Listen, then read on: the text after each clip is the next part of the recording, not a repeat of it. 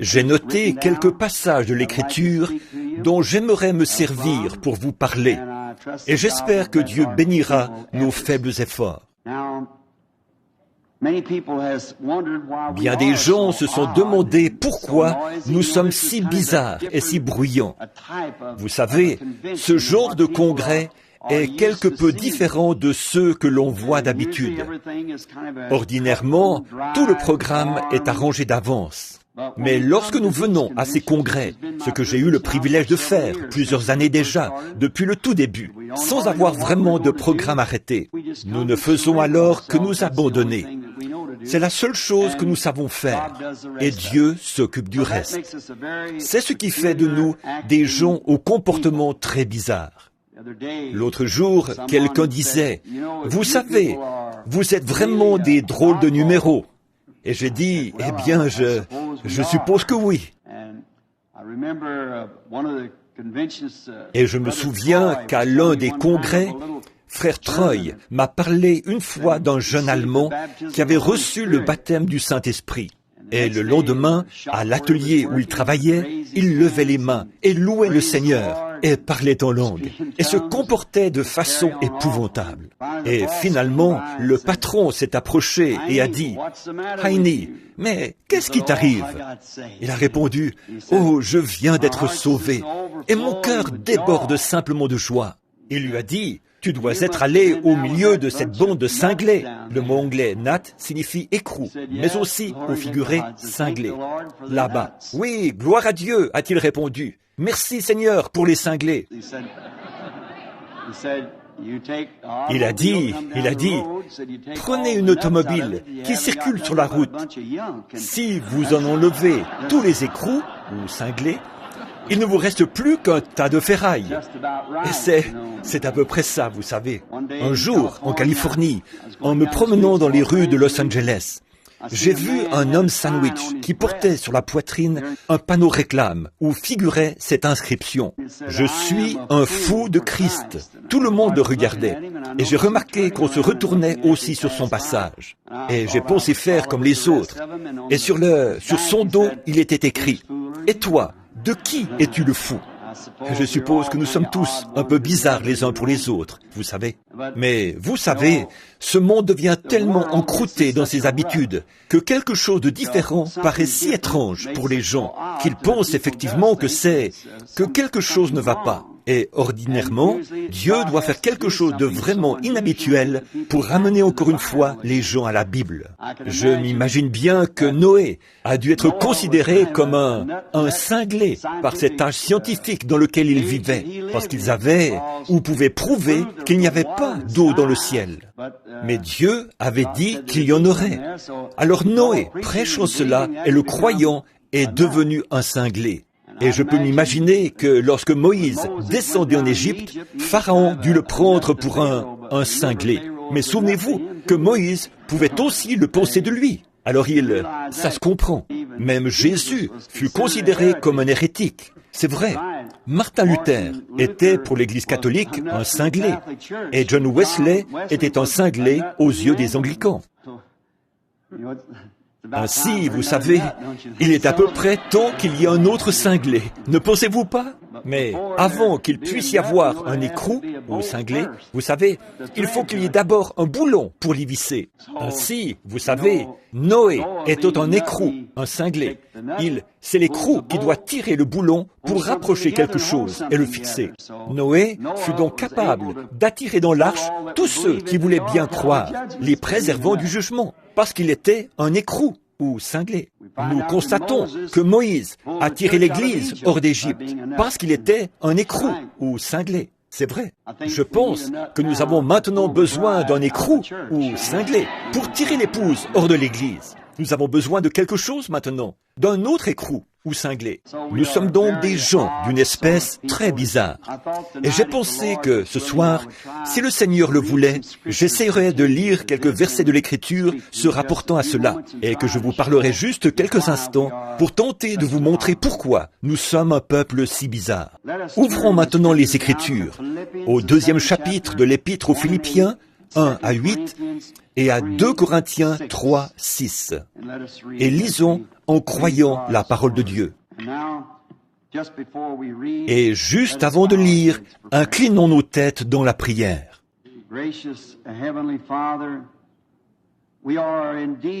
Bienveillant Père Céleste, nous sommes vraiment un peuple privilégié ce soir, de vivre dans cet âge et de voir les choses que nous voyons se produire et de savoir que le temps est proche où Jésus viendra pour son Église. Oh, cela ravit nos cœurs, Seigneur. Et tandis que nous tournons les pages ce soir, nous te prions de nous donner un contexte à ce texte. Et puisse le Saint-Esprit révéler à nos cœurs ce qui serait bon et agréable à Dieu, car nous le demandons au nom de Jésus. Amen. Vous savez, je pense que je vais vous demander de faire quelque chose. Je demande généralement des choses étranges, et j'espère que je ne vais rien demander de trop étrange. Mais lorsqu'il s'agit de promettre fidélité à la patrie, devant notre drapeau, nous nous levons tous. Et quand le drapeau passe, nous restons debout. C'est la chose à faire. Nous restons debout pour le saluer. Alors, pour la lecture de la parole, levons-nous, si vous le voulez bien. 2 Corinthiens 3, 6. Il nous a aussi rendus capables d'être ministres d'une nouvelle alliance, non de la lettre, mais de l'esprit. Car la lettre tue, mais l'esprit vivifie. Or, si le ministère de la mort, gravé avec des lettres sur des pierres, a été glorieux, au point que les fils d'Israël ne pouvaient fixer les regards sur le visage de Moïse, à cause de la gloire de son visage, bien que cette gloire fût passagère. Combien le ministère de l'Esprit ne sera-t-il pas plus glorieux? Si le ministère de la condamnation a été glorieux, le ministère de la justice est de beaucoup supérieur en gloire.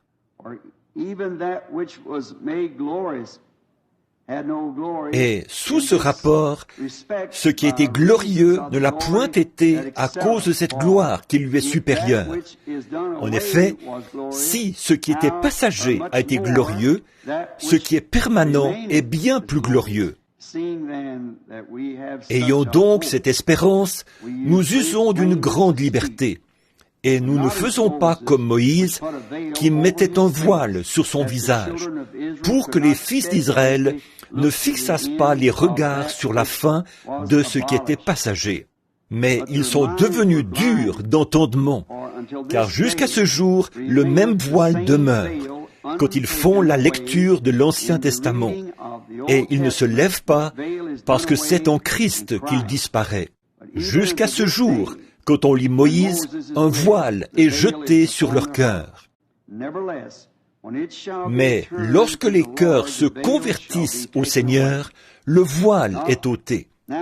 Or, le Seigneur, c'est l'Esprit. Et là où est l'Esprit du Seigneur, là est la liberté. Nous tous, qui, le visage découvert, contemplons comme dans un miroir la gloire du Seigneur, nous sommes transformés en la même image, de gloire en gloire, comme par le Seigneur l'Esprit. Et dans Philippiens 2, nous lisons ceci. Commençons au verset 1. Nous lirons jusqu'au verset 8. Si donc il y a quelque consolation en Christ, s'il y a quelque soulagement dans la charité, s'il y a quelque union d'esprit, s'il y a quelque compassion et quelque miséricorde, rendez ma joie parfaite, ayant un même sentiment, un même amour, une même âme, une même pensée. Ne faites rien par esprit de parti ou par vaine gloire, mais que l'humilité vous fasse regarder les autres comme étant au-dessus de vous-même. Que chacun de vous, au lieu de considérer ses propres intérêts, considère aussi ceux des autres. Ayez en vous les sentiments qui étaient en Jésus-Christ, lequel, existant en forme de Dieu, n'a point regardé comme une proie arrachée d'être égal avec Dieu, mais s'est dépouillé lui-même en prenant une forme de serviteur, en devenant semblable aux hommes. Et ayant paru comme un simple homme, il s'est humilié lui-même, se rendant obéissant jusqu'à la mort, même jusqu'à la mort de la croix. Prions, Père Céleste, que cette glorieuse parole que nous avons lue ce soir dans tes saintes Écritures soit rendue par toi si réelle dans nos cœurs, qu'en partant d'ici, nous disions, comme ceux qui revenaient d'Emmaüs, nos cœurs ne brûlaient-ils pas au-dedans de nous lorsqu'il nous parlait en chemin? Car nous le demandons au nom de Jésus. Amen. Vous pouvez vous asseoir.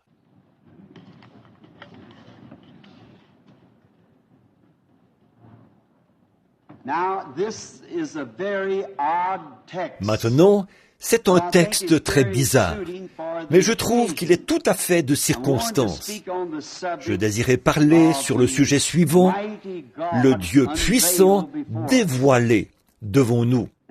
Eh bien, depuis que l'homme existe, celui-ci a toujours eu dans son cœur un ardent désir de découvrir d'où il vient et pourquoi il est ici et où il va. Il n'y en a qu'un qui puisse le lui dire. C'est celui qui l'a fait venir ici. Et l'homme a toujours désiré voir Dieu. Autrefois, dans l'Ancien Testament, nous voyons que Dieu se voilait aux yeux des incroyants. Dieu a une façon bien étrange de traiter avec les gens. Il se cache de l'incroyant et se révèle aux croyants. Dieu fait cela. Jésus rendit grâce au Père de ce qu'il avait caché ces choses aux sages et aux intelligents pour les révéler aux enfants, lesquels sont disposés à apprendre. Nous voyons donc que Dieu, par nature, ne change pas et qu'il agit toujours de la même façon.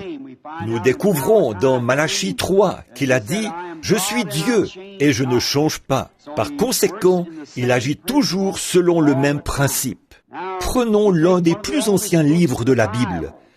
Lorsque Job, l'un des hommes les plus justes de son temps, un homme parfait selon les lois de Dieu, un serviteur, un noble et honorable serviteur, à tel point que Dieu a dit « Il n'y a personne comme lui sur la terre ». Mais, à un certain moment, il eut le désir de voir Dieu. Il savait que Dieu existait et il avait envie de le voir. Ou, en d'autres mots, d'aller chez lui, de frapper à la porte et dire « J'aimerais te parler », puis de s'asseoir, de parler avec lui comme nous le ferions entre nous. Nous avons une entente. C'est pourquoi nous avons ces congrès où nous pouvons nous retrouver, exprimer nos pensées, et nous arrivons à une meilleure compréhension mutuelle lorsque nous pouvons discuter ensemble de différentes choses. Les prédicateurs le font, les gens de tous les milieux le font, ils discutent entre eux. Et Job, Dieu était tellement réel pour lui qu'il voulait voir s'il ne pourrait pas aller frapper à sa porte et avoir un entretien avec lui. Nous constatons que Dieu lui a effectivement parlé, mais qu'il était voilé. Il était voilé sous forme de tourbillon. Et il a dit à Job de se ceindre les reins, qu'il allait lui parler comme à un homme. Il est donc descendu dans un tourbillon et a parlé à Job. Et il s'est fait connaître à Job à travers le tourbillon. Mais toutefois, Job ne l'a pas vraiment vu. Il pouvait juste entendre le vent souffler et tournoyer dans les arbres. La voix est alors sortie du milieu du tourbillon. Mais Dieu était voilé dans le tourbillon. En Afrique du Sud, on utilise le mot « amoya », qui signifie une force invisible. Et cette force invisible qui se trouvait dans le tourbillon s'est exprimée d'une manière audible. Job en a entendu la voix, mais il n'a pas du tout vu sa forme, puisque Dieu s'est voilé dans le tourbillon.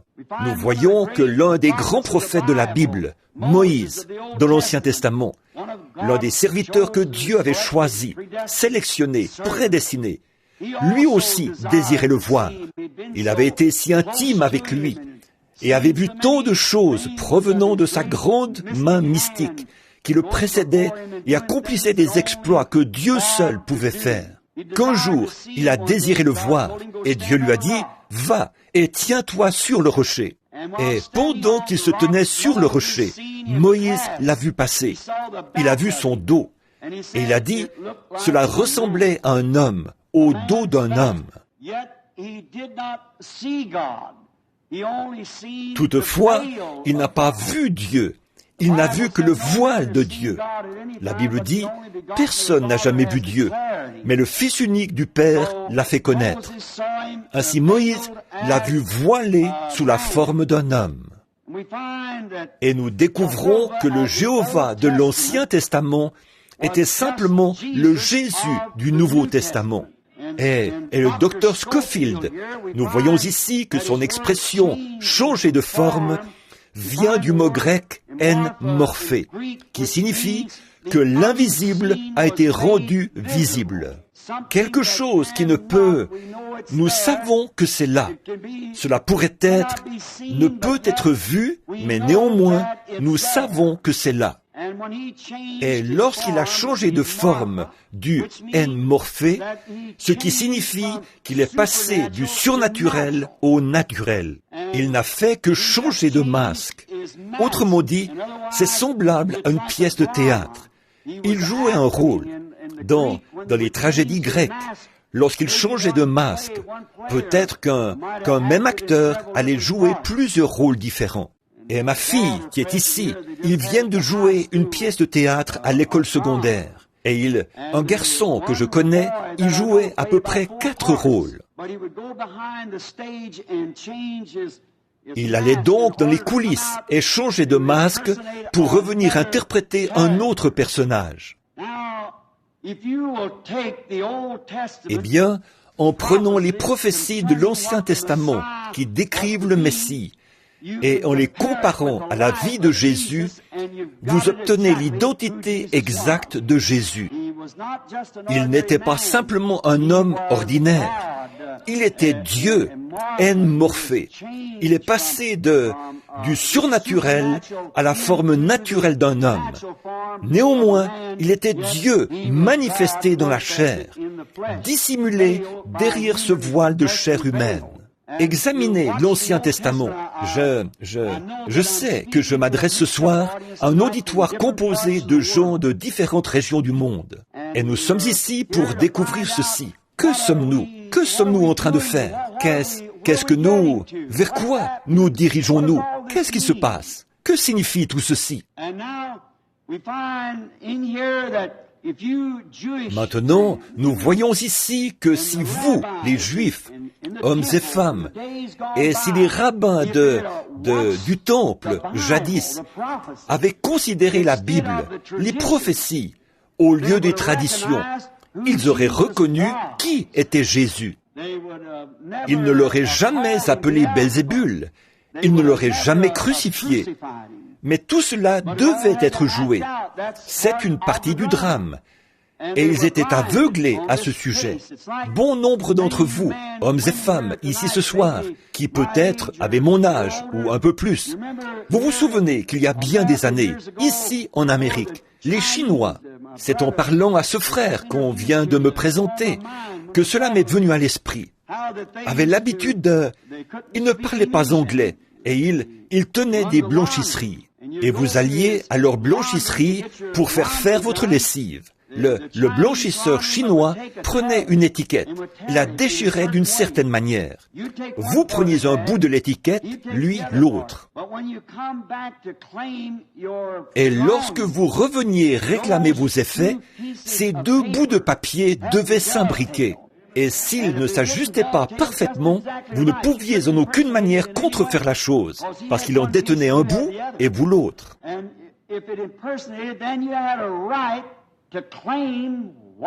Et s'il y avait falsification, vous étiez alors en droit de réclamer ce qui vous appartenait. Et vous récupériez ce qui vous appartenait lorsque vous étiez en possession de l'autre partie du contrat. Ainsi en est-il ce soir.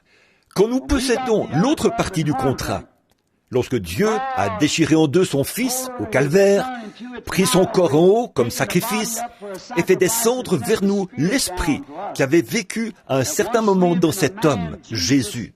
Ce même Dieu est voilé ce soir sous la forme du Saint-Esprit. Ces 2 bouts-là doivent venir ensemble et alors vous faites partie du contrat.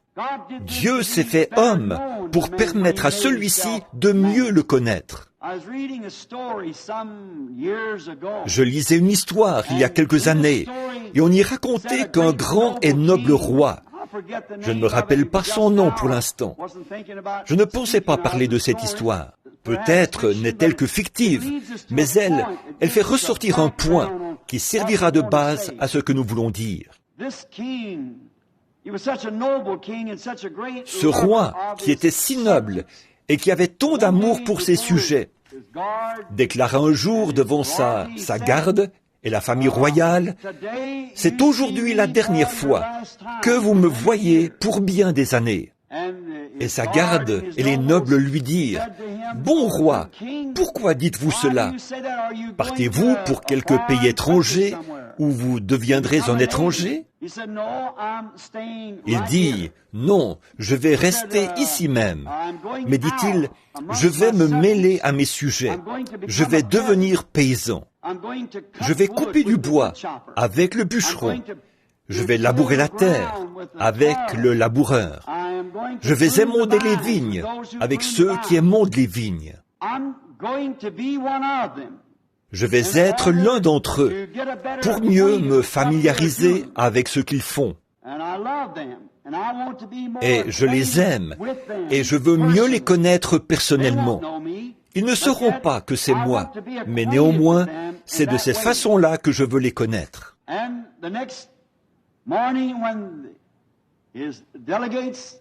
Et le matin suivant, lorsque ses délégués, tout son peuple vit, enfin ceux qui étaient dans le palais, enlever sa couronne et la poser sur le siège, le trône, et troquer sa robe contre des habits de paysan pour s'en aller parmi les gens du peuple. Or, cette petite histoire nous révèle quelque chose au sujet de Dieu. Ils dirent au roi, « Ô roi, nous vous voulons, nous vous aimons, nous voulons que vous demeuriez roi. » Mais lui voulait devenir l'un d'entre eux, afin de mieux les connaître, afin qu'eux le connaissent mieux, qu'ils le connaissent tel qu'il était. Cela leur montrerait ce qu'il était vraiment. Et c'est ce que Dieu a fait. Il s'est transformé de Jéhovah Dieu qu'il était pour devenir l'un de nous, afin qu'il puisse souffrir, qu'il puisse goûter la mort, qu'il puisse savoir ce qu'était l'aiguillon de la mort et prendre la rançon de la mort sur lui-même. Il a mis de côté sa couronne et son vêtement pour devenir l'un de nous. Il a lavé les pieds parmi les humbles. Il a habité sous les tentes avec les pauvres. Il a dormi dans les bois et dans la rue avec les déshérités. Il est devenu l'un de nous afin qu'il puisse mieux nous comprendre et que nous puissions mieux le comprendre. Maintenant, je pense que nous découvrons là ce qu'il a fait lorsqu'il s'est transformé. Vous remarquerez qu'il est venu en portant 3 noms de fils différents. Il est venu en portant les noms de Fils de l'homme, Fils de Dieu et Fils de David. Il est venu en tant que Fils de l'homme. Or, en Ézéchiel 2, 3, Jéhovah lui-même a appelé le prophète Ézéchiel le Fils de l'homme. Fils de l'homme signifie prophète. Il devait venir de cette façon-là pour accomplir Deutéronome 18, 15, où Moïse a dit « L'Éternel ton Dieu te suscitera du milieu de toi un prophète comme moi. » Il ne s'est jamais appelé lui-même le Fils de Dieu. Il se présentait comme le Fils de l'homme, parce qu'il devait venir conformément aux Écritures. Voyez-vous, il devait faire correspondre exactement ces 2 bouts de papier déchirés, la prophétie de l'Ancien Testament et son propre caractère. Il est donc venu en tant que Fils de l'homme. Il est venu sous cette forme-là. Nous voyons qu'ensuite, après sa mort, son ensevelissement et sa résurrection, il est venu le jour de la Pentecôte en tant que Fils de Dieu, Dieu, l'Esprit, sous la forme du Saint-Esprit. Que faisait-il? Il se métamorphosait. se faisant connaître à son peuple sous une forme différente. Comme le Saint-Esprit, qui est Dieu, il est venu agir au fil des âges de l'Église en tant que Fils de Dieu, le Saint-Esprit. Mais dans le millénium, c'est en tant que Fils de David qu'il vient pour s'asseoir sur le trône de David, en tant que roi. Il était destiné à prendre le trône de David. Il est présentement sur le trône du Père. Et puis, il a dit, « Celui qui vaincra s'assoira avec moi sur mon trône, comme j'ai vaincu et me suis assis sur le trône de mon Père. » Donc, dans le millénium, il sera fils de David. Qu'est-ce? Toujours le même Dieu, changeant simplement son masque. Pour ma femme, je suis un mari. Avez-vous remarqué que la femme syrophénicienne a dit « Fils de David, aie pitié ». Il n'en a pas fait le moindre cas. Elle n'était pas en droit de l'appeler ainsi. Elle n'avait aucun droit sur lui en tant que fils de David. Il est le fils de David pour les Juifs. Et maintenant il est venu, mais lorsqu'elle l'a appelé Seigneur, c'est ce qu'il était, son Seigneur. Elle a obtenu ce qu'elle avait demandé. Maintenant, en tant que... il ne faisait que se transformer. À la maison, je suis 3 personnes différentes. Dans mon foyer, ma femme a des droits sur moi comme mari. Ma fille là-bas n'a aucun droit sur moi en tant que mari. Je suis son père. Et mon petit-fils là, je suis un grand-père pour lui. Il n'est donc pas en droit de m'appeler père. Je ne suis pas son père. Mon fils est son père. Je suis son grand-père. Mais je suis toujours le même homme.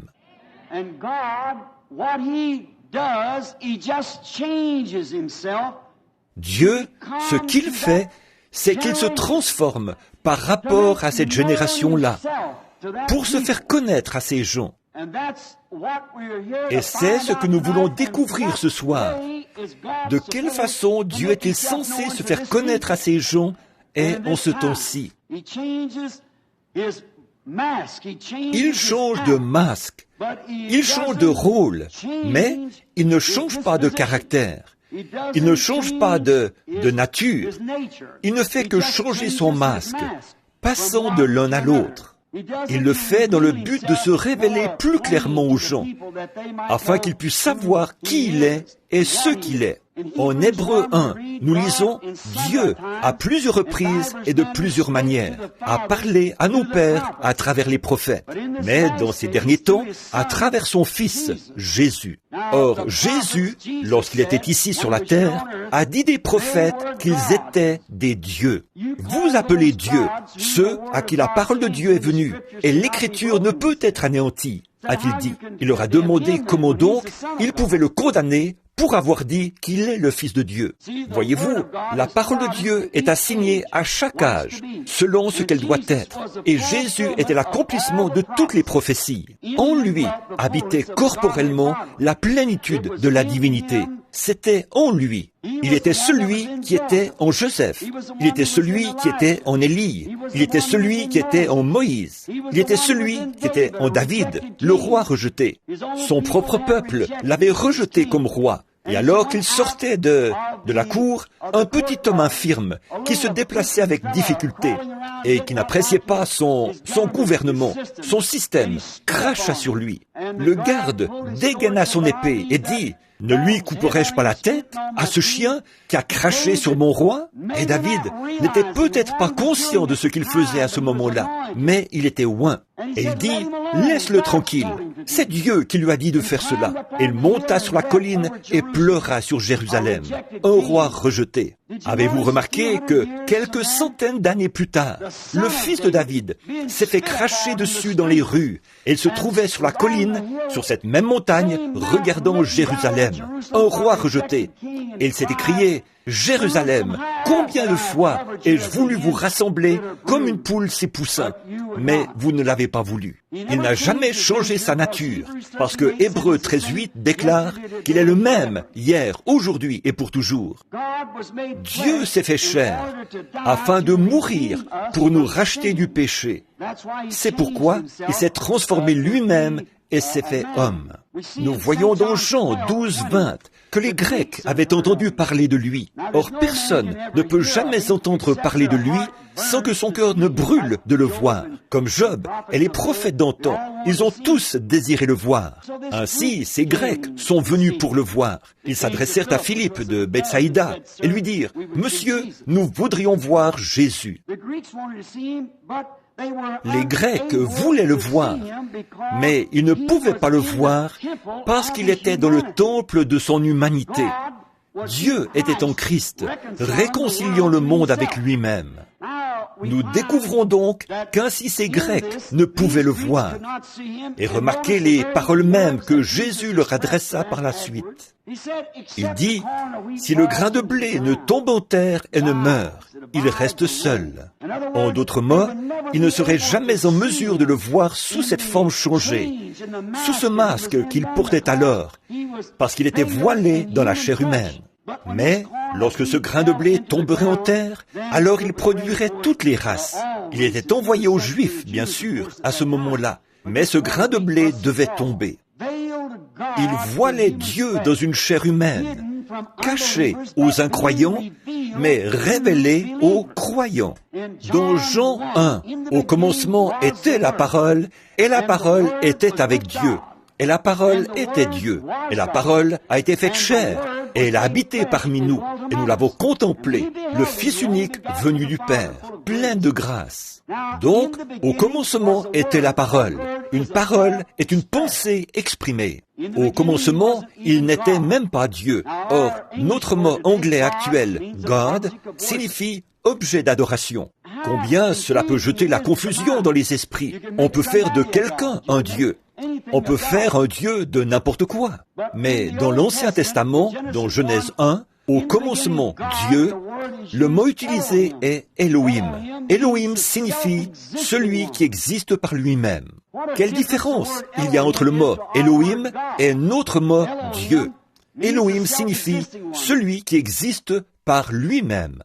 Nous ne pouvons pas exister par nous-mêmes. Nous ne pouvons pas être tout-puissants, omnipotents, omniprésents, omniscients. Ce mot Elohim exprime tout cela. Nous ne pouvons pas être cela. Cet arbre dont vous faites un Dieu, ou ce bâtiment, n'existe pas par lui-même. Ainsi Dieu, au commencement, était la vie, celui qui est éternel. En lui se trouvaient des attributs, et ces attributs sont devenus des paroles. Et la parole est devenue chair. Jésus était le Rédempteur, et racheter signifie ramener.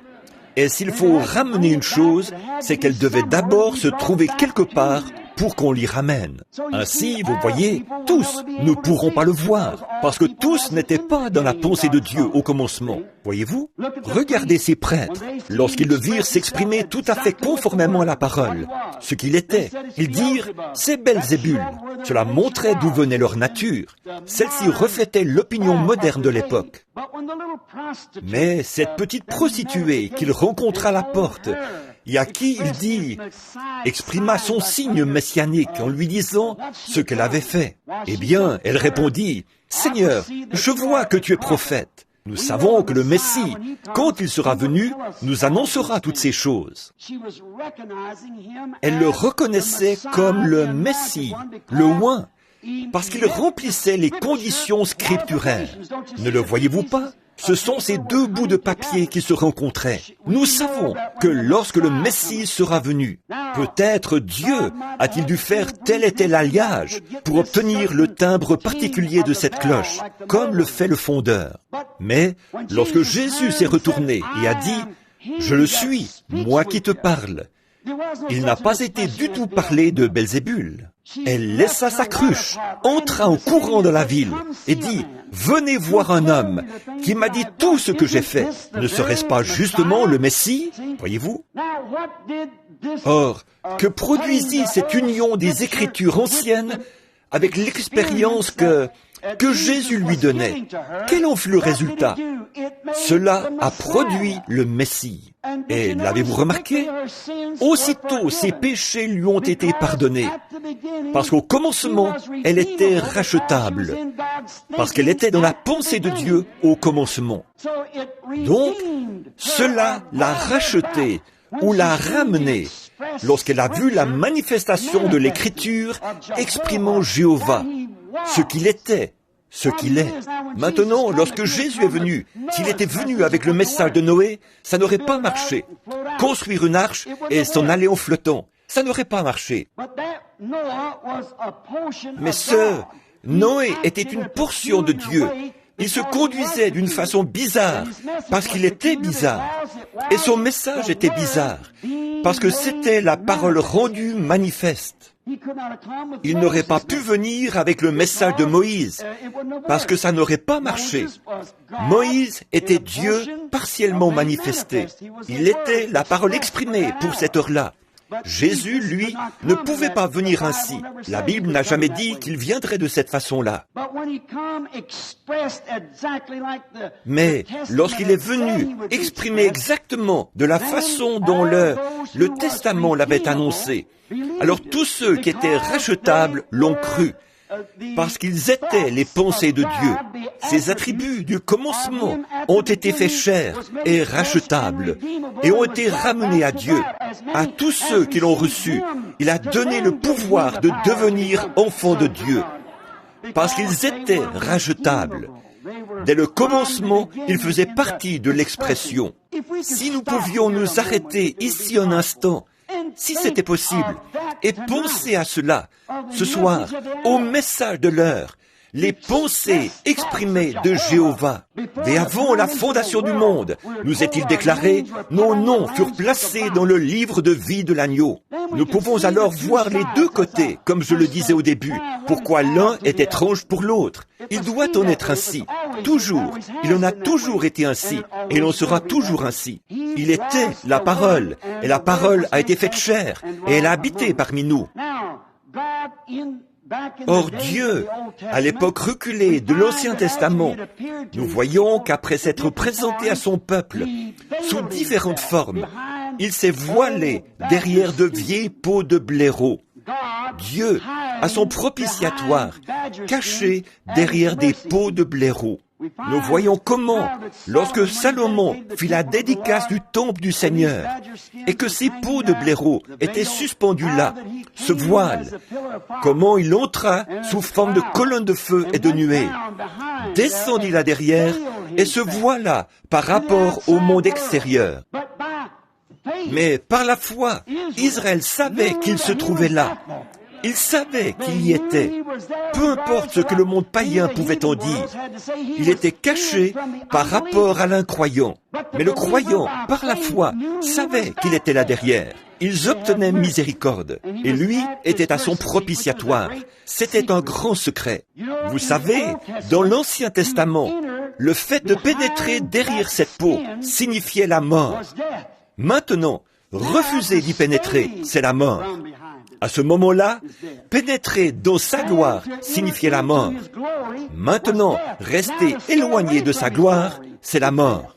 Et cela s'est produit, évidemment, au déchirement du voile au calvaire, lorsque le voile a été déchiré, l'ancien voile. À présent, demeurer en dehors de sa présence signifie la mort. En ce temps-là, entrer en sa présence signifiait la mort. Voyez-vous, cela change de l'un à l'autre. Et il vous faut trouver les passages de l'Écriture qui indiquent dans quel âge nous vivons. Or, quand le voile fut déchiré au calvaire, le propitiatoire fut exposé au regard de tous. Mais que s'est-il produit? Il était suspendu au calvaire, ruisselant de sang. Alors qu'on avait pris du sang, année après année, lors de la purification du sanctuaire et de l'aspersion du propitiatoire. Voilà que Dieu, d'un grand coup puissant, par la force de l'éclair, déchira l'ancien voile de peau de blaireau, de haut en bas, et le propitiatoire fut alors exposé au regard de tous.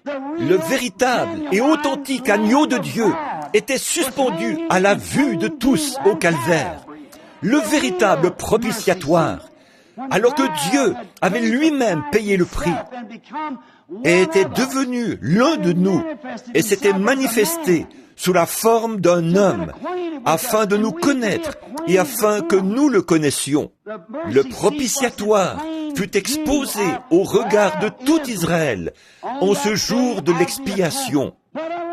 Mais, hélas, les traditions des pères de l'Église de ce jour-là ils avaient, par leur tradition, voilé le véritable propitiatoire aux yeux des gens.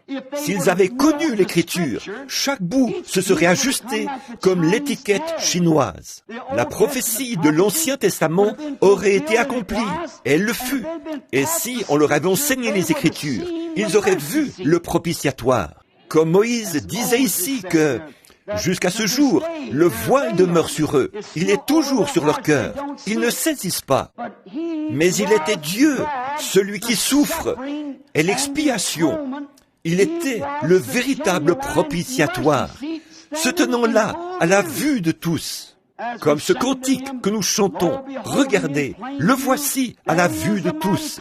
Le voici, le puissant conquérant, depuis qu'il a déchiré le voile en deux. Voyez-vous, il est venu en tant que propitiatoire, suspendu à la vue de toute la congrégation. Mais eux, influencés par l'opinion populaire. Maintenant, hommes et femmes et congressistes, j'aimerais vous dire ceci, sans exception de personne. En considérant ce jour, en considérant ce pourquoi nous sommes ici aujourd'hui, j'ai bien peur que les traditions des pères de l'Église, aient dérobé ceci à la vue de trop de gens. Depuis que le Saint-Esprit est venu en ces derniers jours, tel que prophétisé, et que le voile a été déchiré, trop de gens essaient de s'accrocher aux traditions des pères. Et voilà pourquoi ils ne peuvent pas voir cette joie extrême, cette paix et ces choses que l'Église possède aujourd'hui. Et pourtant, ceux qui croient peuvent le voir clairement. Il a caché la parole promise de ce jour-ci. Maintenant, les traditions ont formé un voile. Ils disent que les jours des miracles sont passés. Un homme me parlait, un monsieur très bien et cultivé, à Tucson, Arizona, où j'habite.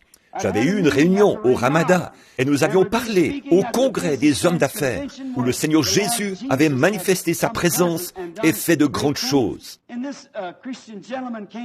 Et ce monsieur chrétien vint vers moi et me dit, un ministre de l'Église, un homme très bien, et il m'a dit, « Frère Branham, vous essayez de présenter aux gens un âge apostolique, alors que l'âge apostolique est terminé. » Et j'ai dit, « Je te prie, mon frère, de me montrer dans les Écritures à quel moment l'âge apostolique s'est terminé.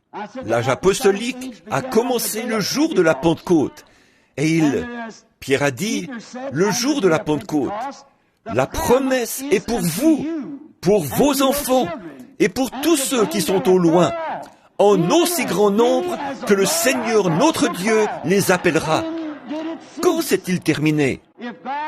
Si Dieu appelle encore, c'est donc que l'âge apostolique se poursuit.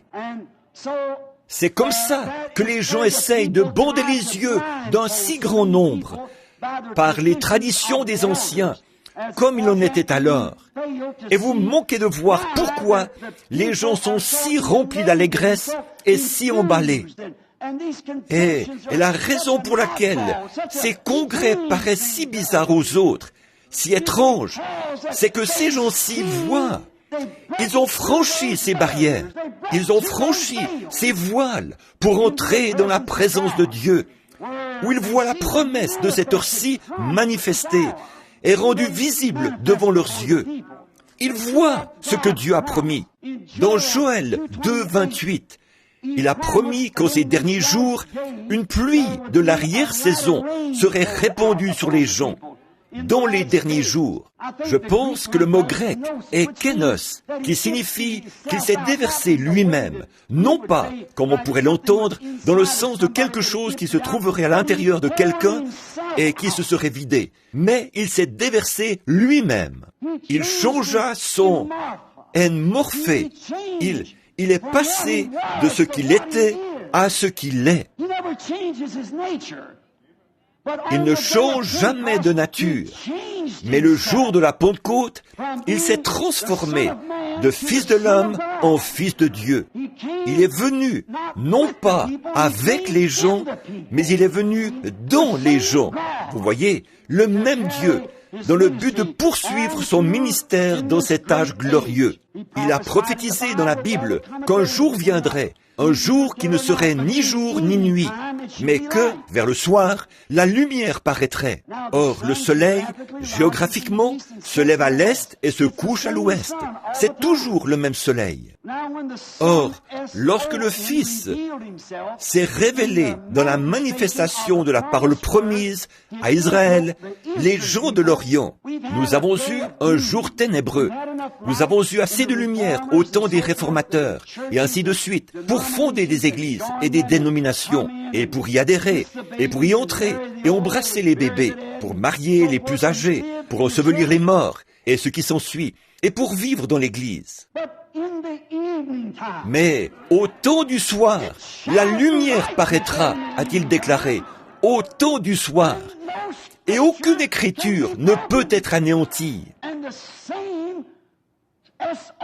Et le même Fils qui s'est déversé lui-même, Kénos, le jour de la Pentecôte, a promis de faire de même au temps du soir. Voyez-vous, c'est selon la promesse. Joignez les deux bouts de l'étiquette, observez ce qui se passe et voyez ce qu'il a promis. Vous verrez alors où nous en sommes. Remettez la chose ensemble. Vous pouvez voir le dévoilement de cet être grand et puissant. Les traditions ont de nouveau voilé les yeux des gens face à ces grandes choses qui ont été prophétisées. Moïse, lorsqu'il descendit de la montagne qui était embrasée, quelle magnifique illustration! Moïse était descendu en Égypte et avait dit au père de l'Église que le Seigneur Dieu l'avait visité sous le nom de « Je suis ». Ce nom est au temps présent, non pas « j'étais »,« je serai », mais « je suis ». Toujours le même hier, aujourd'hui et pour toujours. Il est au temps présent. Cela est conforme à Hébreux 13:8. Jésus-Christ le même, hier, aujourd'hui et pour toujours. C'est encore la parole prophétisée et la congrégation qui devait s'ajuster exactement à cette parole, à l'expérience de ce jour. Les réformateurs l'avaient. Oh, mais c'est maintenant un autre jour. Voyez dans quel jour nous vivons. Tout comme il ne pouvait pas venir au jour de sa venue sur la terre, de la façon dont Moïse ou un des autres prophètes était venu. Cela n'était pas prophétisé. Et en ces derniers jours, la prophétie nous l'a annoncé de cette façon-ci. Ça ne peut pas venir sous la forme du réveil de Luther. Ça ne peut pas venir sous la forme du réveil de Wesley. Nous sommes à une heure de restauration. C'est un temps où cela doit revenir à la lumière originelle du soleil, celle de l'origine. Oh, combien nous pourrions étayer cela des Écritures. Et vous, théologiens, de quelque région du monde que vous proveniez, vous savez que c'est vrai. C'est une promesse. C'est ce qui fait que les gens sont si bizarres. C'est ce qui fait ces drôles de numéros, comme vous dites. C'est parce le voile des traditions a été soulevé et il le voit. Il est le même hier, aujourd'hui et pour toujours. C'est la promesse de Dieu et nous ne pouvons pas nous y opposer parce que les Écritures ne peuvent être anéanties. Oui, nous constatons qu'il a promis de se déverser dans son peuple et il est le même hier, aujourd'hui et pour toujours. Après que Moïse fut descendu en Égypte et qu'il eut fait connaître la chose, le Père confirma alors son message en descendant sur la montagne de Sinaï dans cette même colonne de feu et en embrasant la montagne. Avons-nous remarqué que celui à qui il fit la promesse, c'est celui-là qu'il plaça en avant avec la parole. Il avait les commandements, et pour avoir ce commandement, les commandements étaient la parole. La parole n'était pas encore venue au peuple. Ainsi, la parole vient toujours au prophète, et il était le prophète de cette heure-là. Jésus était la parole. Jean était le prophète, et Jésus vint vers lui dans l'eau, parce que, infailliblement, la parole vient toujours au prophète. Voyez-vous, la parole vient ainsi, pour Moïse, la parole est venue à lui, les commandements, et c'est lui qui les avait. Maintenant, avant que la parole fût proclamée et rendue manifeste, Moïse dut se voiler le visage, car la parole n'était pas complètement rendue manifeste. Il savait que quelque chose s'était produit, mais il ne savait pas de quoi il s'agissait, ce grondement de tonnerre, au point qu'ils dirent que Moïse parle, et non Dieu. Et Dieu dit, eh bien, c'est ce que je ferai. À partir de maintenant, je n'apparaîtrai plus ainsi. Je leur enverrai un prophète. Alors je parlerai à travers mon prophète. Or, si Moïse, avec la loi naturelle, comme Paul, en 2 Corinthiens nous l'a révélé ici, devait voiler son visage avec le naturel, à combien plus forte raison le spirituel sera-t-il glorieux et voilé à l'incroyant avant d'être manifesté devant lui? À combien plus forte raison appellera-t-on Moïse était un drôle de numéro? À combien plus forte raison vous appellera-t-on ainsi? Vous qui avez franchi le voile, avez pénétré dans la colonne de feu et en êtes ressortis avec la bénédiction. Et maintenant, vous êtes voilés. Les gens ne peuvent pas le voir. Ils ne peuvent pas comprendre. Si le naturel fut glorieux, combien plus le surnaturel le sera-t-il? Si le naturel, qui était passager, fut glorieux, combien plus glorieux sera ce qui n'a pas de fin? Mais néanmoins, c'est voilé. Ce n'est pas voilé aux croyants, mais à l'incroyant. Il ne peut pas le voir. Dieu se voile toujours à l'incroyant. Les traditions cachent cela. Comme il en était alors, ainsi en est-il aujourd'hui. À présent, nous avons un voile spirituel à la place du voile naturel d'autrefois. Cela a été confirmé par le prophète qui avait la parole écrite. C'était un prophétiseur, c'est-à-dire quelqu'un qui vient avec la parole écrite et qui cherche à la faire comprendre. Ils savaient que la parole était là, mais ils n'en connaissaient pas la signification. Et Moïse la leur a fait comprendre. Il dit, le commandement dit ceci, et voici pourquoi. Il l'a fait comprendre. Et avant d'être comprise, elle était voilée. Et ainsi en est-il aujourd'hui. La parole est voilée jusqu'à ce qu'elle soit révélée et rendue compréhensible pour les gens. Dieu, le Dieu puissant, voilé dans la chair humaine, la parole. Remarquez, nous découvrons donc qu'elle était cachée à l'incroyant, mais révélée aux croyants. Remarquez, Moïse devait pénétrer seul dans cette colonne de feu. Personne ne pouvait l'accompagner. Ce n'était pas Qu'est-ce que cela nous montre? Qu'on n'entre pas dans ceci en adhérant à un groupe pentecôtiste. Voyez-vous, il ne l'a jamais révélé à un groupe, il l'a révélé à un individu. Et il en est ainsi aujourd'hui. Vous dites, j'appartiens à une église, j'appartiens à ceci, mais cela ne marchera pas. Voyez-vous? Et quiconque essayait de suivre Moïse et d'imiter cela, en courait la mort. Et il en est de même aujourd'hui. C'est la mort spirituelle que d'essayer d'imiter.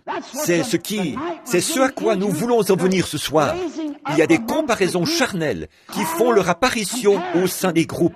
On essaye d'en avoir les agissements tout en menant une vie différente. On peut boire, on peut fumer, les femmes peuvent se permettre presque tout ce qui leur chante. Et comme le monde, et rester à la maison pour regarder la télévision et les choses du monde, et puis se considérer malgré tout comme pentecôtistes. Ils essaient d'imiter quelque chose d'authentique. Cela ne leur a pas encore été révélé. Une fois révélé, c'est glorieux. Et lorsque vous y pénétrez, quelque chose vous débarrasse de tout cela. Vous devenez un voile. Ça ne marchera simplement pas. Et d'en faire une contrefaçon entraînait la mort. Moïse, voilé, était la parole vivante pour le peuple. Et aujourd'hui, les gens qui sont voilés représentent la même chose. Ils sont des lettres écrites, lues de tous les hommes. Non pas une nouvelle lettre, mais la lettre qui a été écrite, manifestée. Ce sont ceux qui croient la parole et la promesse de ce jour, qui croient que Dieu répand effectivement son esprit sur toute chair. Ce sont ceux-là, les lettres écrites. Et lorsque quelqu'un essaie d'en faire une contrefaçon charnelle, cela lui retombe sur le nez. Votre vie montre ce que vous êtes. Christ. Il y avait une fois un garçon, et il s'était attiré des ennuis.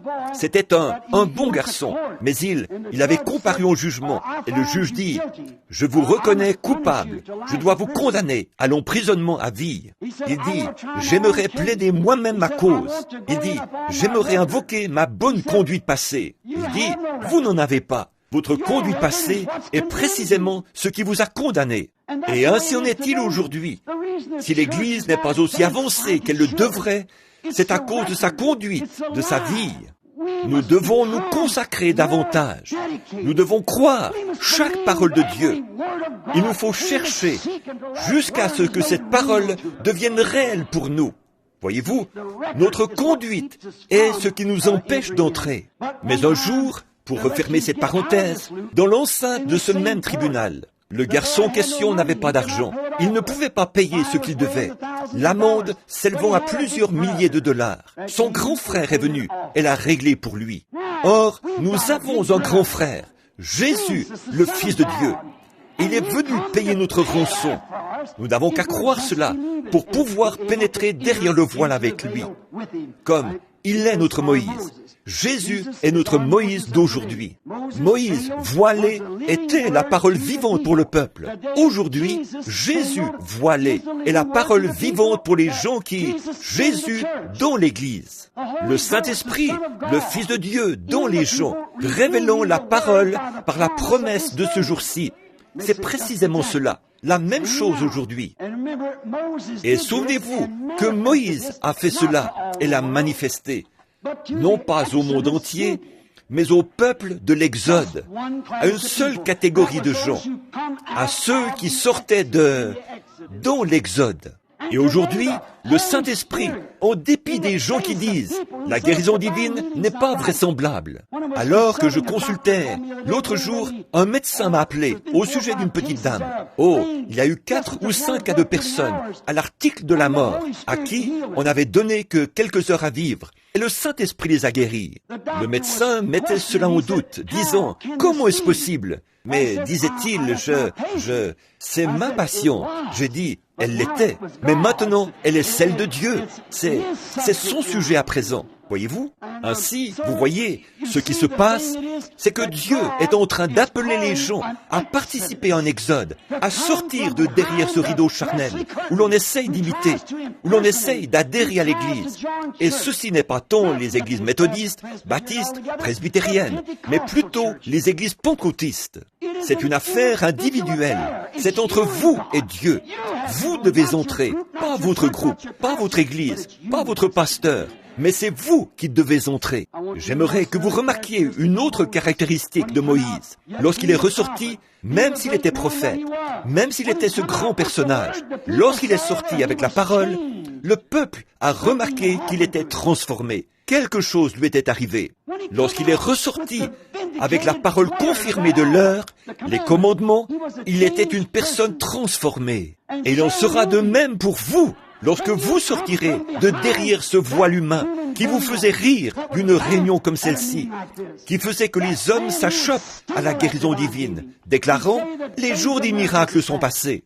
Traversez donc ce voile humain, ce voile de tradition, et tout le monde saura que quelque chose vous est arrivé. C'est comme pour notre honorable frère Jim Brown. J'imagine que la plupart des presbytériens savent que quelque chose lui est arrivé, parce qu'il est sorti de derrière un voile de tradition. Il a vu quelque chose dans ces gens qui l'attiraient. Il est sorti de derrière le voile. Eh bien, vous, lorsque vous sortirez de derrière le voile, vous serez alors exposé au regard de tous, afin qu'ils puissent voir que quelque chose vous est arrivé. La parole voilée pour l'incroyant, mais complètement visible pour le croyant. Jésus-Christ, le même hier, aujourd'hui et pour toujours. À cette époque, c'était Dieu. En ce temps-là, c'était Dieu dans un homme, son Fils, Jésus-Christ. Nous croyons cela. Il n'était pas simplement un prophète, un homme ordinaire, un être humain comme les autres. Il était Dieu en Christ, Dieu dans un homme, la plénitude de la divinité corporellement, dans un homme. Dieu dans un homme. À présent, c'est Dieu dans des hommes.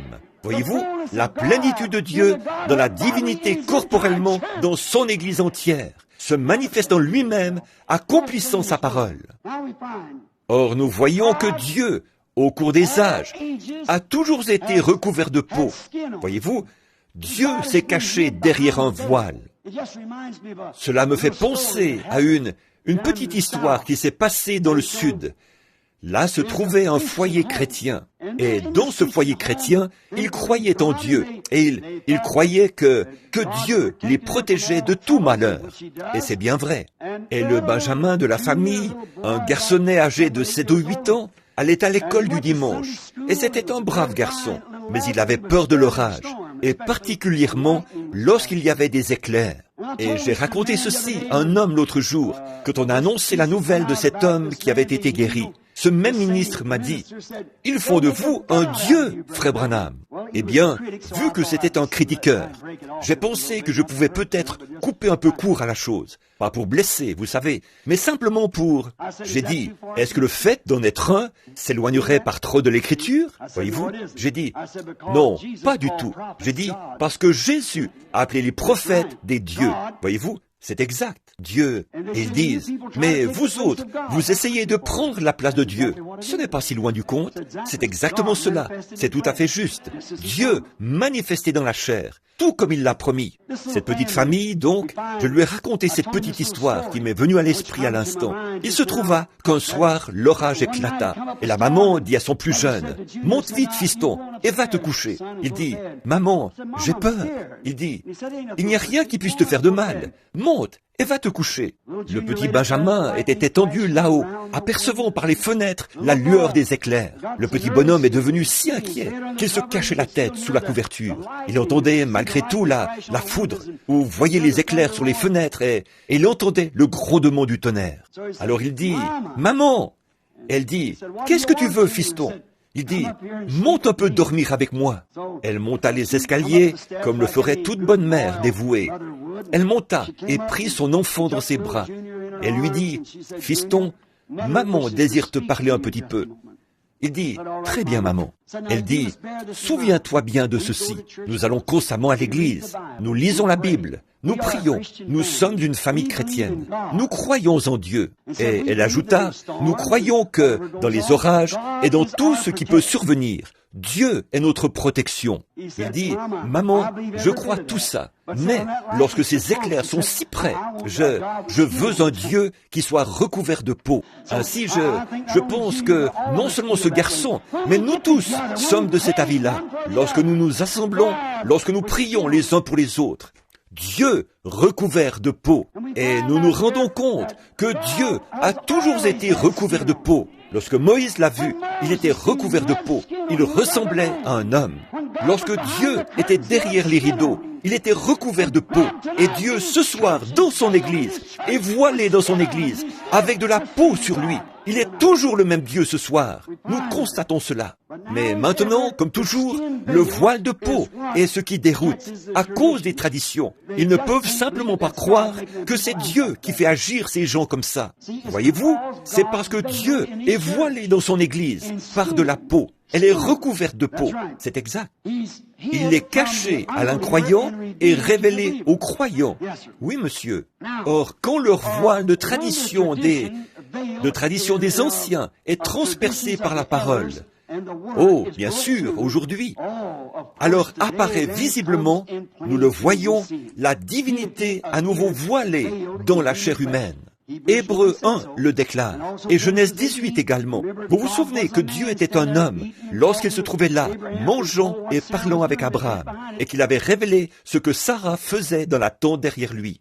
Et Jésus a dit, ce qui arriva du temps de Sodome arrivera de même à la venue du Fils de l'homme. La divinité à nouveau voilée dans la chair humaine.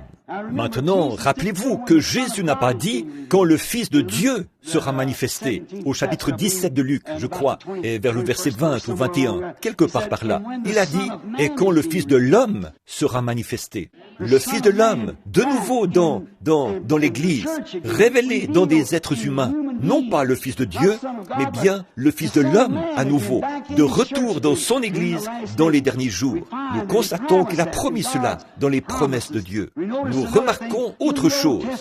Dans l'Ancien Testament, j'ai ici une référence dans l'Exode.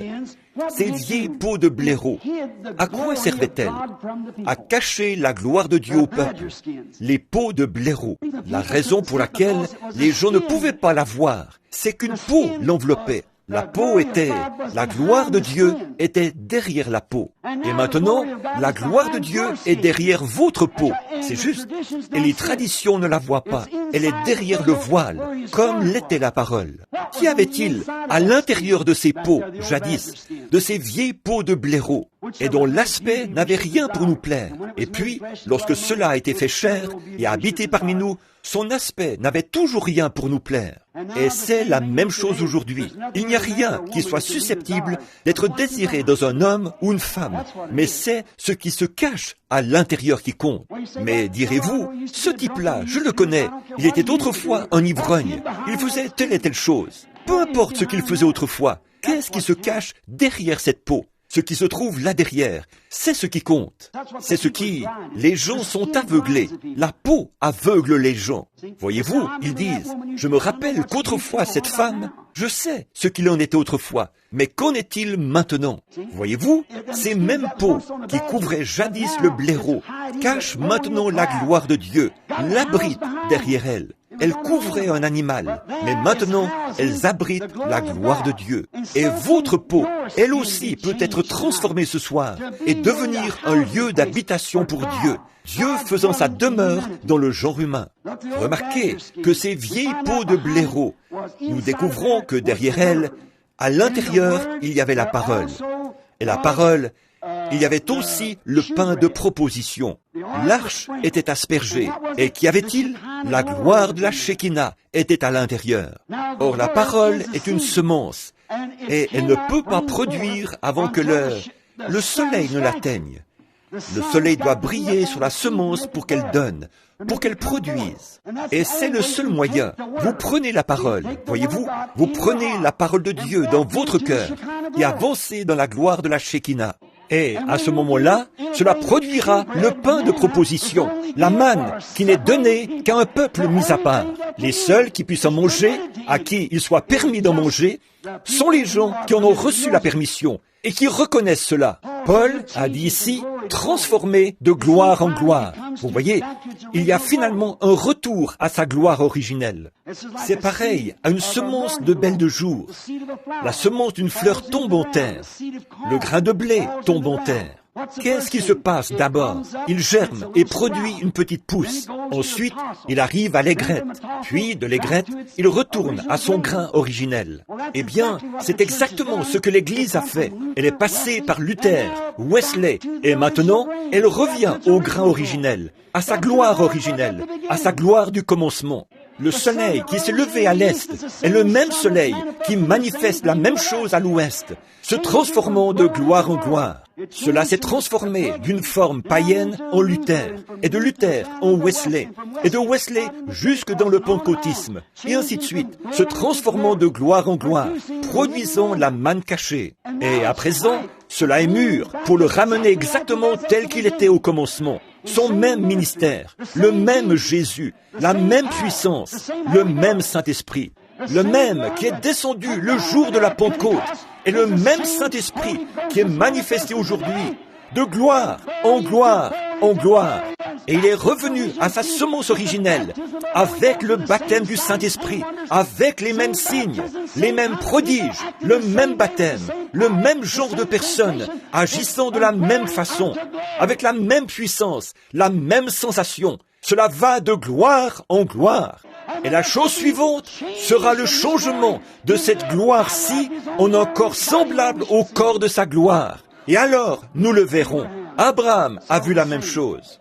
Maintenant, remarquez, nous voyons comment cela fut changé. Depuis le calvaire, nous sommes invités à partager sa gloire.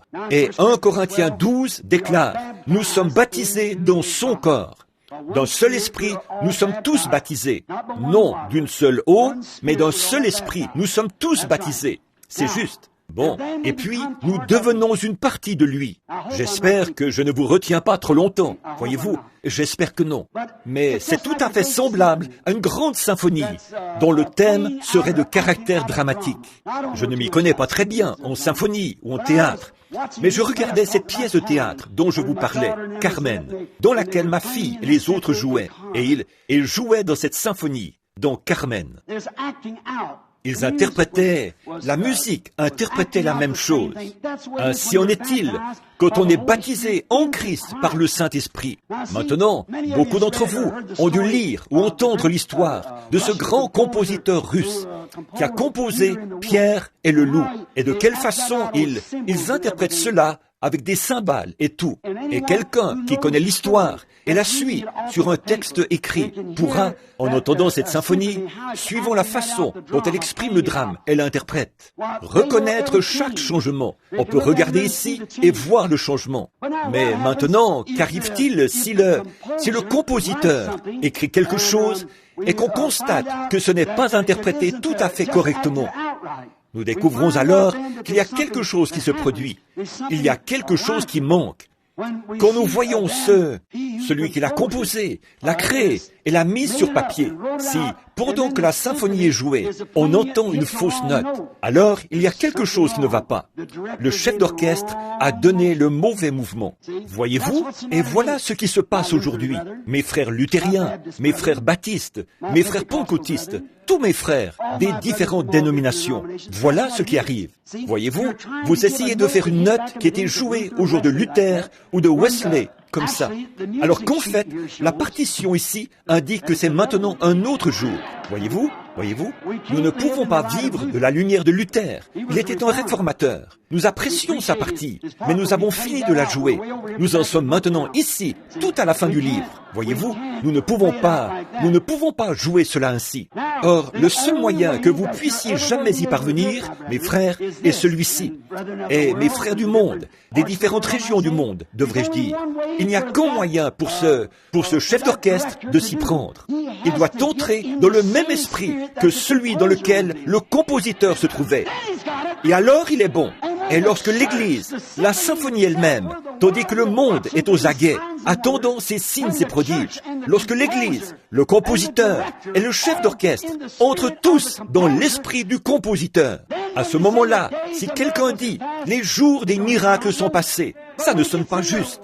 Mais quand on s'imprègne du bon mouvement et de l'esprit juste, comment y parviendrez-vous sans que l'esprit du compositeur descende? Amen. Alors, quand vous dites « les jours des miracles ne sont jamais terminés », la symphonie s'écrit « Amen ». Lorsqu'on arrive par exemple à « Jésus-Christ, le même hier, aujourd'hui et pour toujours », la symphonie s'écrit « Amen ». Vous recevrez une puissance, le Saint-Esprit survenant sur vous. La symphonie s'écrit « Amen ». Je l'ai. Ce ne sont plus des hypothèses alors. Toute la symphonie est en parfaite harmonie avec la parole. Elle fait comme ceci. C'est ça. Oh, c'est magnifique. Le chef d'orchestre, le compositeur doivent être dans le même esprit. Et les musiciens doivent être eux aussi dans le même esprit pour que tout soit bien joué. Et le monde, lui, est en train de s'interroger sur ce qui se passe. Le communisme dont on parle, et ils m'ont rendu malade avec ça. Cette histoire d'intégration et tout, et de ségrégation. Oh, miséricorde, toutes ces sottises, tandis que la venue du Seigneur est si proche. Il y a quelque chose qui sonne faux. J'ai bien peur que le chef d'orchestre, que les chefs d'orchestre se soient éloignés de l'esprit du compositeur. Lorsque nous aurons l'esprit de ce compositeur, cette puissance originelle de Dieu, qui, comme le déclare la Bible, a poussé les hommes d'antan par le Saint-Esprit à écrire cette Bible, vous verrez ces deux bouts de papier chinois s'assembler, tout comme la Bible de Dieu, et un croyant s'assembleront, parce qu'ils sont tous les deux dans le même esprit. Ils sont identiques, ils coïncident parfaitement. Ce dont nous avons besoin aujourd'hui, c'est de chefs d'orchestre. C'est juste revenir à la parole et revenir à la croire telle qu'elle est écrite. Alors, vous voyez Dieu lui-même. C'est le dévoilement. C'est là que la pièce de théâtre devient réalité. Aujourd'hui, on dit, eh bien, il est un Dieu historique. Nous savons qu'il a traversé la mer Rouge. Il a fait tout ceci. Il a été dans la fournaise ardente avec les enfants hébreux. À quoi sert un Dieu historique s'il n'est pas le même aujourd'hui? L'homme est constamment en train de glorifier Dieu pour ce qu'il a fait, pense à ce qu'il fera, mais ignore ce qu'il est en train de faire. L'homme est simplement ainsi fait. Et c'est la même chose aujourd'hui, mes frères. C'est exactement la même chose. Oh là là! Revenons et faisons en sorte que la symphonie soit jouée correctement pour que le monde puisse voir. Jésus a dit, quand j'aurai été élevé de la terre, j'attirerai tous les hommes à moi. Et il est le même hier, aujourd'hui et pour toujours. Que les chefs d'orchestre entrent dans l'esprit juste, en harmonie avec les musiciens et le compositeur. Et tout ira bien. À ce moment-là, plus de suppositions, nous sommes alors identifiés avec lui. Hébreux 13:8 déclare, il est le même hier, aujourd'hui et pour toujours. Nous sommes identifiés avec lui en acte 2. Nous sommes identifiés avec eux, avec le même baptême, la même chose. Tout ce qu'il était alors et tout ce qu'il est. Tout ce qu'il était et tout ce qu'il est, nous le sommes. C'est exactement cela. Tout comme si je désire être un véritable Américain, je dois être identifié avec tout ce que l'Amérique a été, tout ce qu'elle est. Je dois être identifié avec elle. Si je suis un véritable Américain, si je suis un véritable Américain, j'ai débarqué à Plymouth Rock. Amen. Je l'ai fait si je suis Américain. Vous aussi, vous avez débarqué à Plymouth Rock avec les pères pèlerins. À Plymouth Rock, lorsqu'ils ont débarqué là-bas, j'étais avec eux. Et vous aussi, nous tous. J'ai chevauché avec Paul Revere tout le long de la route pour les avertir du danger. C'est tout à fait juste. Ici, à Valley Forge, j'ai traversé le Delaware glacé avec un groupe de soldats dont la moitié n'avait même pas de chaussures aux pieds. Auparavant, j'ai prié toute la nuit avec George Washington. J'ai traversé le Delaware avec une vision dans mon cœur. Nous sommes Américains. Oui, monsieur. À Valley Forge, certainement que je l'ai fait. J'ai rendu grâce avec les pères lors du premier jour d'action de grâce. J'ai rendu grâce à Dieu. Si je suis un véritable Américain, j'étais identifié là, à cette tablée. Si je suis un véritable Américain, j'étais identifié lorsque je me suis tenu aux côtés de Stonewall Jackson. Si je suis un véritable Américain, j'étais identifié au Boston Tea Party. Oui, monsieur. Lorsque nous avons refusé de nous laisser rouler. Quand, étant un véritable Américain, j'étais identifié avec cela. Oui, monsieur. Oh là là. J'ai sonné la cloche de la liberté en 1776, lors du premier 4 juillet. J'ai sonné la cloche de la liberté ici, et j'ai proclamé notre indépendance. Pour être un véritable Américain, je dois l'avoir fait. J'ai été identifié à sa honte lors de la Révolution. Alors que frère luttait contre, je dois porter sa honte, tout comme je dois porter sa gloire. Si je suis Américain, je dois être ainsi. J'étais identifié avec l'Amérique. Oui, monsieur. J'étais identifié là-bas, à Gettysburg, lorsque Lincoln a fait son discours. Oui, monsieur. J'étais sur Wake Island. Sur Wake Island, je me suis relevé du milieu des soldats aux corps ensanglantés. Sur Guam, j'ai aidé à hisser le drapeau. Je suis un véritable Américain. Amen. Tout ce que l'Amérique est, je le suis, et j'en suis fier. Assurément, tout ce que l'Amérique a été, tout ce qu'elle est, je le suis encore. Si je suis Américain, tout ce qu'elle a été, je dois l'être, parce que je suis identifié avec elle. Il en est de même lorsqu'on est un vrai chrétien. Vous devez vous identifier. J'ai prêché avec Moïse, ou plutôt avec Noé, et averti les gens du jugement imminent en tant que vrai chrétien. J'étais avec Moïse au buisson ardent. J'ai vu la colonne de feu. J'ai vu sa gloire. J'étais avec Moïse, là-bas, dans le désert. En tant que chrétien, je dois être identifié avec tout ce que Dieu était. En tant que chrétien, j'ai contemplé sa gloire, j'ai entendu sa voix. N'essayez surtout pas de m'en dissuader, parce que j'y étais. Je sais de quoi je parle. J'ai vu ce qui s'est passé. Oui, monsieur. J'étais à la mer Rouge. J'y ai vu l'Esprit de Dieu descendre et refouler les eaux. Non pas à travers un lit de roseaux, comme on essaye de le prétendre aujourd'hui, mais à travers une mer profonde de 30 mètres. J'ai vu l'Esprit de Dieu. Avec Moïse, j'ai traversé à sec cette mer Rouge. J'étais à la montagne de Sinaï et j'ai vu les éclairs et la foudre tomber. J'ai mangé la manne avec eux là-bas. J'ai bu à ce rocher. J'y bois encore ce soir. J'étais identifié avec les mangeurs de manne. J'étais identifié avec ceux qui ont bu du rocher. J'étais aussi identifié lorsque Josué sonna de la trompette et que la muraille de Jéricho s'écroula. J'étais dans la fosse aux lions avec Daniel. J'étais dans la fournaise ardente avec les enfants hébreux. J'étais avec Élie sur la montagne du Carmel. J'étais avec Jean-Baptiste et en présence de ses détracteurs. J'ai vu l'Esprit de Dieu descendre. J'ai entendu la voix de Dieu dire: celui-ci est mon fils bien-aimé, en qui j'ai trouvé mon plaisir. Oui, monsieur, assurément, j'étais identifié avec lui. C'est tout à fait juste. J'étais identifié là, au sépulcre de Lazare, lorsqu'il a ressuscité Lazare. J'étais identifié avec la femme au puits, lorsqu'il lui a parlé de ses péchés. Oui, monsieur, certainement, j'étais identifié avec lui dans sa mort. Et j'étais identifié lors de ce premier jour de Pâques. Je suis ressuscité d'entre les morts avec lui. Je suis identifié avec lui dans sa mort. Je me trouvais avec les 120 dans la chambre haute. J'étais identifié là-haut avec eux.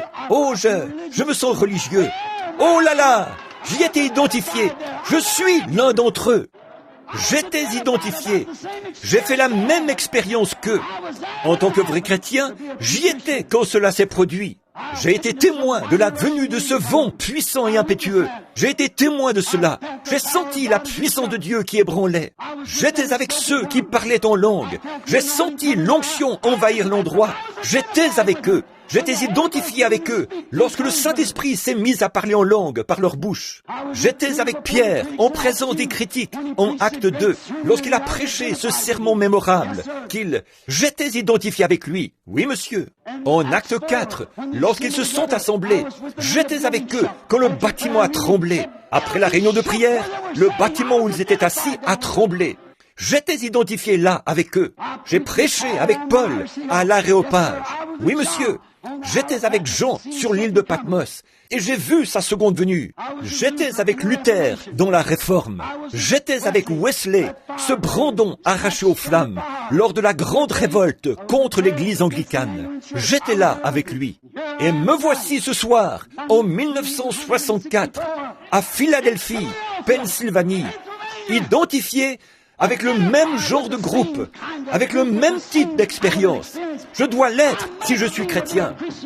Je dois demeurer identifié là où la parole de Dieu est manifestée. Je m'identifie à un groupe qui sent l'Esprit de Dieu. Je m'identifie à un groupe qui sait qu'il est dévoilé, qui sait qu'il est le même hier, aujourd'hui et pour toujours, et qui sait que ceci n'est pas du fanatisme. C'est Jésus-Christ le même hier, aujourd'hui et pour toujours. Je m'identifie à ce groupe-ci ce soir. Et pourtant, on les traite de bandes d'hérétiques, de bandes de fanatiques, à cause de la parole de Dieu. Mais je n'ai pas honte de l'évangile de Jésus-Christ, car c'est une puissance de Dieu pour le salut de ceux-là. Je suis avec ces épîtres vivantes dont j'ai parlé, qui sont confirmées, Dieu voilé sous forme humaine, dans des hommes et des femmes. Oh Dieu, dans son Morphée à nouveau, s'est dévoilé et s'est fait connaître à son peuple, le grand roi qui s'est dépouillé de sa gloire. Encore un peu de temps, et le monde ne me verra plus. Je serai voilé pour eux. Mais vous me verrez, car je serai avec vous, et même en vous, jusqu'à la fin du monde. Me transformant de Luther à Wesley, continuellement, de gloire en gloire. Je suis toujours le même Dieu qui retourne à sa gloire originelle. Alléluia! Il a franchi chaque voile dénominationnel, chaque mur du son. Ce son qui dit « Oh, c'est du fanatisme ». D'emblée, il a franchi cela. Ce son qui s'est fait entendre là-bas disant « Oh, ces gens-là sont fous ». Il a d'emblée franchi ce voile-là. Oh oui, il l'a fait. Oh, vous n'y arriverez pas. Vous n'êtes qu'une bande de fanatiques. D'emblée, il a franchi cela. La guérison divine n'existe pas. D'un coup, il a franchi cela. Oh là là, car sa parole l'a déclaré. On ne saurait vaincre la parole de Dieu. Et il se tient là, ce soir encore, le puissant conquérant, après avoir franchi chaque voile méthodiste, baptiste, presbytérien et tout autre genre de voile. Il se tient encore au milieu de son peuple ce soir. Les traditions n'ont pu le conquérir. Les gens peuvent dire ce qu'ils veulent, faire ce qu'ils veulent, faire tout ce dont ils ont envie. Dieu franchira d'un coup ce mur du son. Et souvenez-vous, on m'a dit que lorsqu'un avion franchit le mur du son, il n'y a plus de limite à sa vitesse. Et moi je vous dis que lorsque vous franchissez ce mur de tradition qui dit que Jésus l'était jadis, mais il ne l'est plus maintenant, et que vous découvrez qu'il est le même hier, aujourd'hui et pour toujours, il n'y a aucune limite à ce que Dieu peut faire, ici même, dans ce congrès. Il fera voir au monde ce dont il a besoin, non pas d'une exposition internationale, mais d'un réveil international, où il peut être rempli et baptisé de la présence du Dieu vivant, Morphée, se voilant lui-même dans la chair humaine. Alléluia! Je le crois. Chaque mur, chaque voile a été franchi. Chaque voile, rien ne pourrait cacher sa présence. Lorsque les gens ont faim dans leur cœur, c'est qu'un voile est sur le point d'être franchi. Vous pouvez en être sûr. Il a déchiré tous les voiles par son glorieux Saint-Esprit. Et il est ici ce soir, le puissant conquérant, le même hier, aujourd'hui et pour toujours, guérissant les malades, baptisant les croyants, tel qu'il l'a toujours fait. Il est le puissant conquérant. Les démons qui ont été condamnés sont en fuite. Oui, monsieur, ils le sont toujours lorsqu'il est présent. En terminant, permettez-moi de dire ceci. J'ai lu, il y a bien des années, une histoire au sujet d'un vieux violoniste. Et il possédait un vieux violon qu'il allait vendre. Vous avez entendu l'histoire bien des fois. Et on voulait le vendre pour une certaine somme. Et le commissaire-priseur dit, « Qui me donnera tant ?» Et je crois qu'on lui en a offert quelques pièces de monnaie, peut-être 50 cents ou quelque chose comme cela. Une fois, deux fois, tout d'un coup, un homme se leva à l'arrière. Il dit, « Un instant !» Il s'avança et prit le violon. Imaginons qu'il ait joué ceci. Il y a une fontaine remplie de sang, tirée des veines d'Emmanuel, où les pécheurs, se plongeant sous ce flot, perdent toute marque de culpabilité. Et lorsqu'il l'a posé, il n'y avait dans ce lieu pas un seul œil sec. Puis il dit, « Qui offrira ?» L'un dit, 5 000, 10 000. Il était hors de prix. Pourquoi? Le vieux maître du violon avait révélé sa véritable valeur. Oh, frères, sœurs, laissez donc le maître de cette parole, celui qui l'a écrite, le glorieux Saint-Esprit, frotter son archet de la colophane de son amour et le promener sur votre cœur. Il y a une fontaine remplie de sang, tirée des veines d'Emmanuel. Vous en constaterez la pleine valeur et vous verrez Dieu dévoilé, exposé au regard de tous. Vous verrez qu'il est exactement tel qu'il était lorsqu'il descendit sur les gens le jour de la Pentecôte, où il s'est kénossé, il s'est déversé directement en eux. C'est exact. Vous dites, frère Branham, j'ai essayé, j'ai fait ceci, cela ou autre chose. Lors d'un séjour à Carlsbad, Nouveau-Mexique, où je tenais une réunion, nous sommes descendus visiter un vieux repère de chauves-souris. Et l'endroit donnait un peu le frisson. Nous y sommes donc descendus. Et l'homme, à son arrivée en bas, dans cet endroit, a brusquement éteint les lumières. Et oh là là, vous pouvez imaginer combien c'était sombre. C'était simplement, il faisait tellement noir qu'on aurait pu toucher l'obscurité. Et c'est à peu près ainsi que cela devient actuellement. Lorsque nous voyons l'Église qui n'arrive pas à reconnaître la parole de Dieu, lorsque nous voyons nos filles de Sion se comporter comme elles le font, lorsque nous voyons nos frères fumer, boire et raconter des plaisanteries obscènes, et ainsi de suite, tout en essayant de professer leur foi en Christ, oh là là, il fait noir, il fait nuit noire. Nous voyons le signe de sa venue. Il y aura le temps le plus sombre et toujours juste avant le jour. Alors l'étoile du matin se lève pour saluer le jour. En messager, elle annonce sa venue. Remarquez, là, au fond, lorsqu'on a éteint, une petite fille s'est mise à crier à tue-tête. Et un petit garçon se tenait près du guide. Il avait vu le guide éteindre les lumières. Et cette petite sœur était sur le point de faire une crise de nerfs. Elle criait et trépignait. « Oh, qu'est-ce qui va arriver à présent? Qu'est-ce qui se passe? Qu'est-ce qui se passe ?» Savez-vous ce qu'il a crié? Il a dit, « Ne crains pas, petite sœur. Il y a ici un homme qui peut allumer les lumières. » Écoute, petite sœur, tu penses peut-être que nous sommes petits et minoritaires, mais ne crains pas. Il y a ici un homme qui peut allumer les lumières. C'est le Saint-Esprit. Le croyez-vous? Inclinons nos têtes un instant. Je suis désolé de vous avoir retenu. Ô grand Dieu du ciel, toi qui te dévoiles, qui te révèles, qui te fais connaître comme le grand roi de gloire, prends ces petites illustrations de ce soir et laisse-les tomber dans le cœur des gens. Et puissions-nous contempler celui qui s'est dévoilé, celui qui est descendu et a déchiré le voile du temple. et qui est ensuite sorti tout droit de ce voile pour redescendre aussitôt de nouveau dans des voiles humains au jour de la Pentecôte. Celui qui a toujours été le même, se transformant de gloire en gloire. Et maintenant, nous sommes revenus, tout comme le fait la nature, tout droit à la semence originelle, passant d'un âge d'église directement à un autre. Et en ce dernier âge, nous voici revenus exactement à ce qui, à l'origine, est descendu le jour de la Pentecôte, afin d'accomplir chaque écriture. La lumière au temps du soir, les œuvres que je fais, vous les ferez aussi, et tant de choses que tu as promises dans ta parole. Père, s'il y en avait un ici qui n'ait jamais encore traversé ce voile, ou s'il y en avait un ici qui n'ait fait qu'imiter quelqu'un qui, lui, a traversé le voile, fais-lui grâce ce soir, Père. Puisse-t-il voir ce puissant conquérant se tenant ici, plein de grâce et de puissance, pour pardonner. Accorde-le, Père. Et tandis que nos têtes sont inclinées, y en aurait-il ici? Combien plutôt voudrait dire, Frère Branham, je lève la main, priez pour moi, gardez la tête inclinée et levez la main. Je désire franchir chaque voile jusqu'à ce que je puisse réellement voir le conquérant.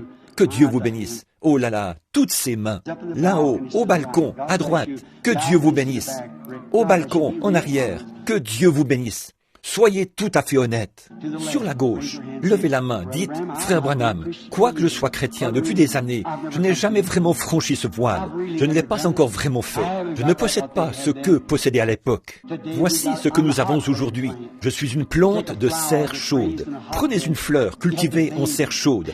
Vous devez la cajoler, la dorloter, la vaporiser, l'arroser.